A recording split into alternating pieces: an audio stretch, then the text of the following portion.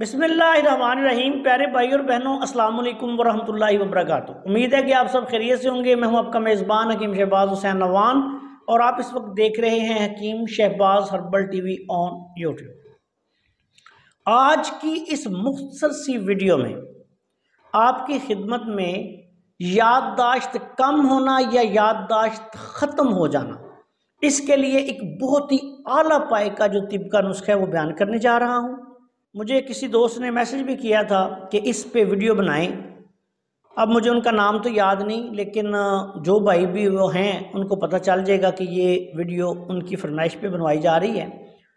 ऐसे लोग जिनकी याददाश्त बहुत कम हो या ऐसे लोग जिनकी याददाश्त किसी भी वजह से ख़त्म हो जाए तो वो इस नुस्खा को इस्तेमाल करें, इंशाअल्लाह ताला अल्लाह फजल फरमाएगा। इस नुस्खा में सबसे पहले आपने काली मिर्च लेनी है 2 तोला, सुंड जिसको खुश्क अदरक भी कहा जाता है ये आपने लेना है 2 तोले। उसके बाद वर्च, ये वर्च एक बूटी होती है, उसकी ये जड़ें होती हैं, ये अमूमी तौर पर पानी में पाई जाती है और ये बड़ी ही तेज़ और खुशबूदार जो है एक जड़ होती है और ये बहुत ही आला पाए की बूटी है। इस की जड़ें अमूमी तौर पे मार्केट में आती हैं। ये आपने वर्च जो है, इसको वच भी कहा जाता है, वर्च भी कहा जाता है, ये आपने 4 तोला लेनी है। कुंदर, कुंदर एक गूंद है, ये भी आपने 4 तोला लेनी है। और सादकूफी या नागर मूथा, पंजाबी में इसको डीला घास भी कहा जाता है, ये उसकी जड़ें होती है। अमूमी तौर पर जब ये धान की फसल काश्त होती है, चावल वगैरह, तो जब वो उसको खेत तैयार करते हैं जिसको पंजाबी में कद्दू करना कहते हैं, तो उस वक़्त ये बहुत बड़ी तादाद में खेतों में जो काली काली सी गांठें सी आ जाती हैं, ये सादकूफी या नागरमूथा होता है। तो पंजाबी में इसको कहते हैं डीला घास। तो इसकी जड़ें जो हैं ये आपने लेनी है 4 तोले। अब इन तमाम अद्वियात को बिल्कुल बारीक पीस लें।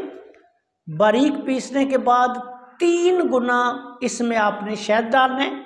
3 गुना से अगर थोड़ा ज़्यादा भी डालना पड़े तो ज़्यादा भी डाल सकते हैं, क्योंकि ये अद्वियात ज़रा ज़्यादा ही खुश्क और फोकी सी होती है। तो आपने इसकी माजून बना लेनी है। उसके बाद आधी चम्मच माजून इसमें से सुबह शाम खाने से पहले नीम गर्म दूध के साथ इस्तेमाल करवाएं। अल्लाह के फजलो करम से जो आम याददाश्त की कमी है वो 15 दिन से 1 माह में, और जिन लोगों को बहुत ज़्यादा याददाश्त का मसला है या याददाश्त ख़त्म हो गई है वो चंद माह तक इस नुस्खा को इस्तेमाल करें। बेशुमार फ़वाइद जो हैं वो ज़ाहिर होंगे। और मिजाज के एतबार से ये नुस्खा जो है ये खुश्क गर्म बनता है।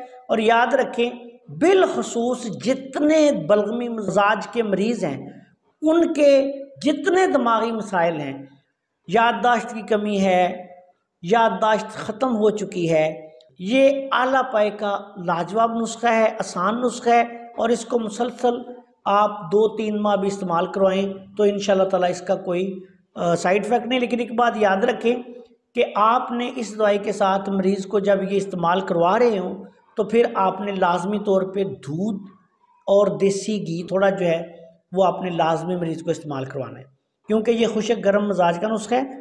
फिर खुश्की गर्मी हो जाएगी। या बादाम रोगन, बादाम रोगन, देसी घी या फिर साथ दूध, ये लाजमी इस्तेमाल करवाएं। अस्सलाम वालेकुम वरहमतुल्लाहि वबरकातुहू।